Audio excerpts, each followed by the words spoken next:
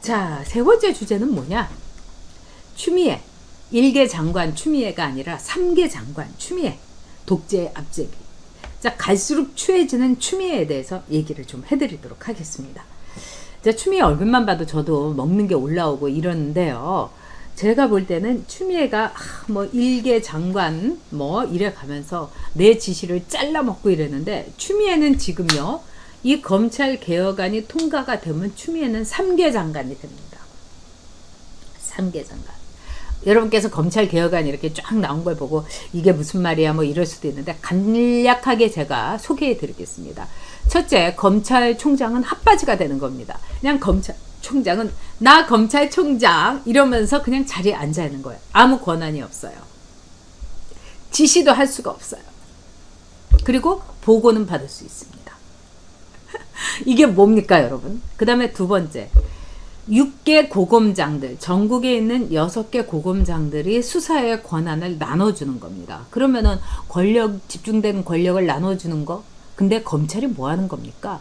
경찰하고 비슷한 일을 하는 거죠. 나쁜 놈 벌 주는 게 검찰이죠. 그렇다면은 지금 이런 수사라든가 이런 거는요, 정말 수사 반장이 있어갖고 쫙 이렇게 집중적으로 막 역동적으로 돌아가야 되는데 그걸 다 끊어버리는 겁니다.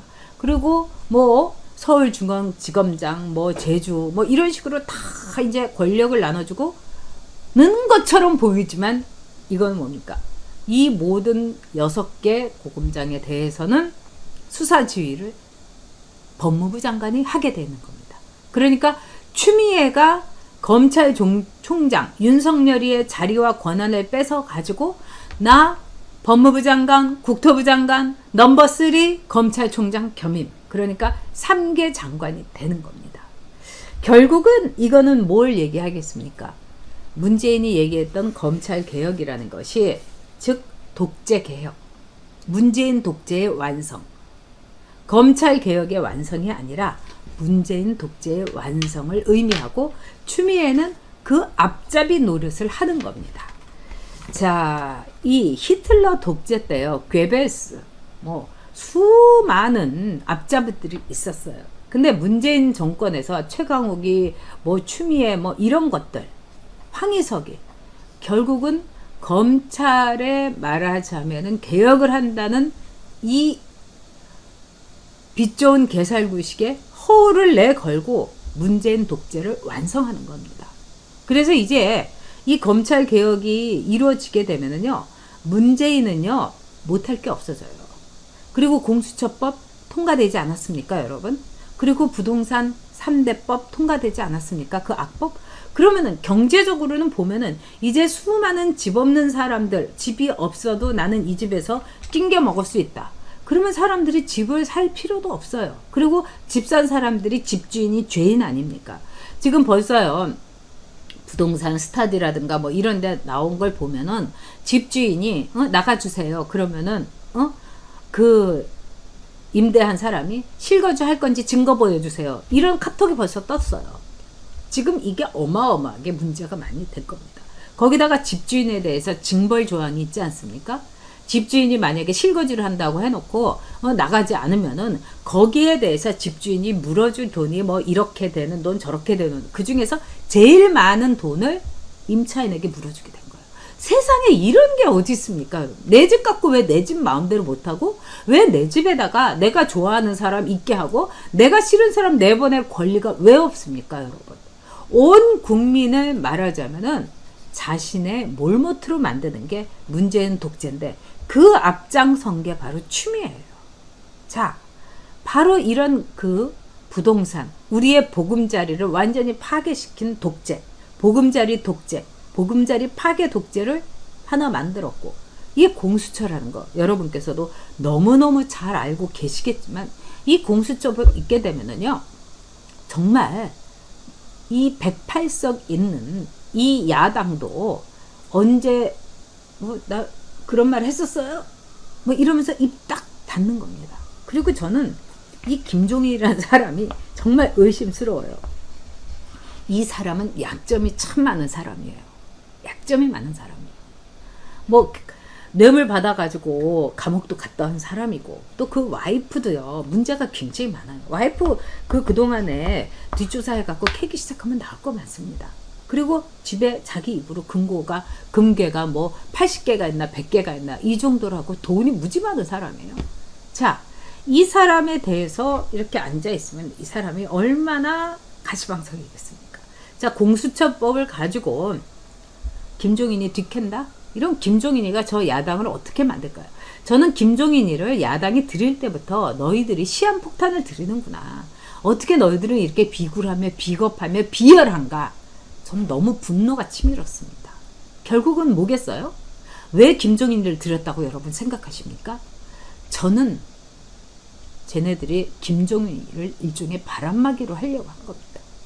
김종인처럼 더럽고 지저분한 놈이 딱 비대위원장, 사실상의 당대표로 있으면 그 뒤로 숨어요. 그리고 국회의원들이 어떻게 생각할까요? 아, 제가 저렇게 약점이 많고 집도 많고 뭐 이러면 우리를 가지고 뭐 어떻게 하진 않겠지. 우리 똑같이 더럽잖아. 우리 똑같이 탐욕스럽잖아. 그리고 뭐 국회의원 뭐 자진 사퇴 뭐 이런 거 하지 않을 거고, 바깥으로도 나가자고도 안 할 거고, 국회에서 적당히 싸우자고 할 거다. 얼마나 좋겠어요. 끼리끼리 헤쳐먹기에 딱 좋은 김종인이를 앞세운 겁니다. 저는 그래서 김종인이가 비대위원장 되는 순간 미통당 손절했습니다. 여러분. 미통당에 여러분 기대할 건 아무것도 없어요. 이제 새로운 세력이 나오지 않으면 힘듭니다. 자, 그러면 이 문재인 독재 앞으로 어떻게 되겠습니까? 자, 국정원도 무슨 뭐 대외 안보 뭐 원으로 바꾼다. 이거는 국내 정치에 손을 안 댄다. 이 말은 뒤집어 엎으면 이제 대북 접대원으로서 올인하겠다 이겁니다. 마구마구 퍼진다 이거예요. 그리고 이 북한에 얼마의 돈을 갖다 주고 이거 아무도 상관 안 한다는 거예요. 이제 우리가 낸 세금이 어디 가서 쓰여지는지를 문재인 정권 동안은 깜깜인 겁니다. 자, 추미애 아들이 무단 탈영을 했는데 자료 내려고 하니까 국방부에서 없다고 하고요. 그 다음에 이면 합의서 청와대 자료 내놓으라고 하니까 청와대에서 우리 없다고 하고요. 그러면 정말 국세청이라든가 또는 기재부에다가 아니 돈 어떻게 썼냐고, 내가 세금 냈는데 내 돈 어떻게 썼냐고 우리가 피를 토하면서 얘기를 해도 자료 없는데요. 그거 없어졌는데 이렇게 얘기할 겁니다. 우리 국민들을 죽이는 겁니다, 여러분. 우리의 피해 병역, 세금, 또 피해 세금 병역, 이 모든 게 여러분 이제 흐트러지고 있지 않습니까? 추미애 아들의 무단 탈영에 대해서도 입 싹 씻는 거예요. 이게 뭘 의미하겠습니까, 여러분? 병역은 피해 세금이라고 하는데 병역에 대해서도 이렇게 입을 싹 씻으면 이제 다음은 우리가 내는 세금에 대해서 그거를 다 북한에다가 다 갖다 바치는 겁니다. 나 호주머니 비었거든? 그러면서 김여정이가 김정은이 대신에 승질 부리는데, 자, 그 호주머니를 채워지는데 우리의 세금을 갖다 바칠 거라는 겁니다. 그리고 미국하고 지금 트럼프 이런 거 이렇게 보면서 트럼프가 되기를 너무너무 빌고 있겠죠. 응? 주한미군도 철수한다니까 룰루랄라. 그 다음에 뭐 방위금 올린다니까 그것도 땡큐 이래가지고 반미정서 막 부추기고 땡큐죠. 거기다가 로켓맨이고 뭐고 뭐 나이스가이라고 하면서 트럼프가 또 김정은 만난다고 하면 땡큐죠.